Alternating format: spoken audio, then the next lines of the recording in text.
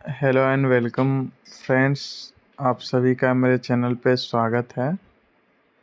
आज के इस वीडियो में हम बात करने वाले हैं आरआरबी जेई सीबीटी 2 नॉर्मलाइजेशन जो है इसके ऊपर में कुछ टॉपिक्स, जैसे कि आखिर ये नॉर्मलाइजेशन होती क्यों है, क्या क्या चीज़ को कंसिडर किया जाता है, तो इसके ऊपर में हम चर्चा करने वाले हैं। वीडियो को शुरू करने से पहले आप सभी से एक छोटा सा अनुरोध है। अगर आप चैनल के ऊपर नए हैं तो चैनल को सब्सक्राइब करके बेल नोटिफिकेशन बटन को दबा दें, जिससे हर एक लेटेस्ट वीडियो की नोटिफिकेशन आपको मिलती रहेगी। तो चलिए फ्रेंड्स, वीडियो को स्टार्ट करते हैं। तो देखिए होता क्या है, मैं फ़िलहाल अभी आपको दिख रहा होगा मेरे पेज के ऊपर में। तो चलिए इसको पढ़ते हैं और समझते हैं क्या है ये नॉर्मलाइजेशन। तो RRB JE CBT 2 a normalization process is used to address variation in difficulty across different exam seasons. The raw score of candidates are normalized based on the performance of all candidates in each shift, ensuring a fair comparison.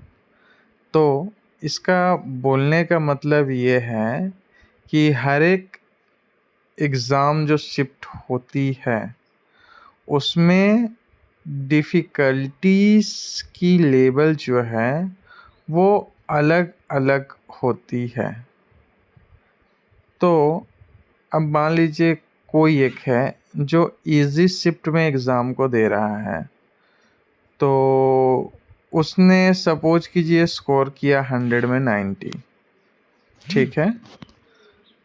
और अगर friends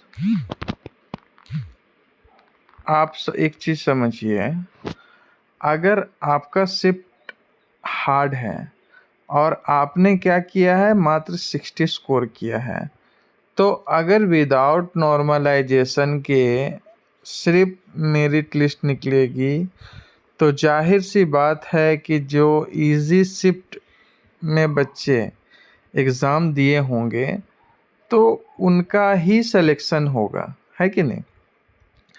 तो इस चीज़ को maintain करने के लिए normalisation की process होती है। उम्मीद करता हूँ आपको ये बात समझ में आ गई होगी। आगे बढ़ते हैं दोस्तों। The process converts row score into a percentile score which represent the relative performance of a candidate within their shift। तो इसमें क्या होता है कि कैंडिडेट होते हैं उनका जो रो मार्क्स होता है, रो मार्क्स मतलब जो आंसर की के बाद आपका मार्क हो रहा है उसे रो मार्क्स कहा जाता है। तो जो भी रो मार्क्स कैंडिडेट्स के हैं उन्हें परसेंटाइल स्कोर में कन्वर्ट किया जाता है। परसेंटाइल स्कोर, ठीक है। अब परसेंटाइल स्कोर क्या है ये हम आगे बात करते हैं। उसके बाद में अब आ जाइए बात कर लेते हैं कुछ इम्पोर्टेंट चीज़, आखिर नॉर्मलाइजेशन होता क्यों है। तो मल्टीपल एग्ज़ाम सीजन्स होते हैं, ठीक है।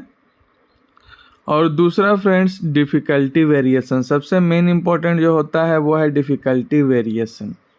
इसे कंट्रोल करने के लिए नॉर्मलाइजेशन जो है वो किया जाता है। सीबीटी 2 में भी नॉर्मलाइजेशन जो है वो ऐसे ही होगा, ठीक है। उसके बाद में अब देखिए नॉर्मलाइजेशन प्रोसेस में क्या क्या होता है। सबसे पहला है परसेंटाइल स्कोर। परसेंटाइल स्कोर का मतलब ये होता है कि सपोज़ कीजिए आपका परसेंटाइल स्कोर है 99%। इसका मतलब है आप टॉप 2% बच्चों के अंदर हैं, टॉप 2%, ठीक है फ्रेंड्स। आपका परसेंटाइल स्कोर सपोज़ कीजिए 100 है, मतलब आप टॉप 1% बच्चों के अंदर में हैं, ऐसा होता है, ठीक है। यह है परसेंटाइल स्कोर का मतलब। उसके बाद है बेस शिफ्ट। ये एक बहुत इंपॉर्टेंट टर्म है, बेस शिफ्ट। तो बेस शिफ्ट किसे बनाया जाता है? जिस शिफ्ट में बच्चे बहुत ही ज़्यादा संख्या में हों, ठीक है, सफिशिएंट कैंडिडेट होने चाहिए। और दूसरी बात, उनका जो एवरेज स्कोर है वो हाईएस्ट होना चाहिए एंटायर शिफ्ट्स में। जितने भी शिफ्ट्स हुए हैं उसमें पहली बात तो ये है कि जिस भी शिफ्ट को बेस शिफ्ट बनाना है उसका नंबर ऑफ कैंडिडेट्स जिन्होंने एग्ज़ाम को अपीयर किया है वो सफिशिएंट होने चाहिए। और दूसरी बात, हाईएस्ट स्कोर उस शिफ्ट का होना चाहिए, ठीक है। अब तीसरी चीज़ देखिए क्या होता है, नॉर्मलाइजेशन फॉर्मूला। तो नॉर्मलाइजेशन फॉर्मूला क्या करती है कि जो भी बेस शिफ्ट है, ठीक है, तो बेस शिफ्ट की परफॉर्मेंस और जो भी आपका शिफ्ट है, ठीक है, उसका परफॉर्मेंस उसके हिसाब से फ्रेंड्स एक रेशियो निकलता है, ठीक है। उस रेशियो से फ्रेंड्स आपके मार्क को मल्टीप्लाई किया जाता है जिससे नॉर्मलाइज मार्क निकलता है। जस्ट मैं एक एग्जांपल दे रहा हूँ। सपोज कीजिए कि बेस शिफ्ट जो है, ठीक है, उसका वैल्यू हमेशा 1 होगा और जो आपकी शिफ्ट है जब कंपेयर किया गया तो पता चला कि आपकी शिफ्ट जो है 20% हार्ड थी, ठीक है। तो यहाँ पे जो स्कोर हो जाएगा वो हो जाएगा 1.2। इसे मल्टीप्लाई कर दिया जाएगा आपके रो स्कोर से, तो उससे आपका नॉर्मलाइज्ड मार्क निकल जाएगा, ठीक है। उसके बाद में फ्रेंड्स मैं अभी एक डॉक्यूमेंट ओपन करने जा रहा हूँ।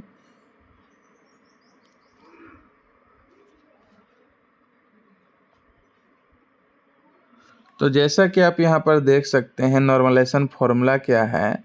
ये है normalisation formula S2/S1 bracket x minus X A भी प्लस वाई ए भी।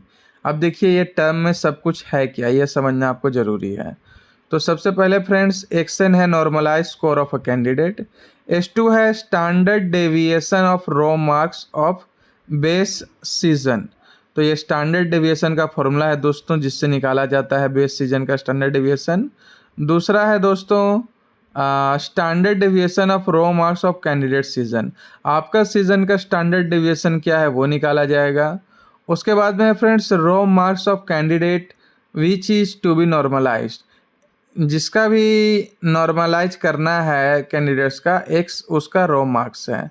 और एक से भी है average mark of candidate season, मतलब आपके सीजन का एवरेज मार्क क्या है। और वाई ए भी जो होता है वो होता है average of raw marks of base session, मतलब बेस सीजन जो है उसका कितना एवरेज रो मार्क्स आया है। तो ये फॉर्मूला में जब आप सब वैल्यू को डालोगे तो दोस्तों आपको आपका नॉर्मलाइज मार्क मिल जाएगा। तो वीडियो देखने के लिए धन्यवाद। जय हिंद, जय भारत।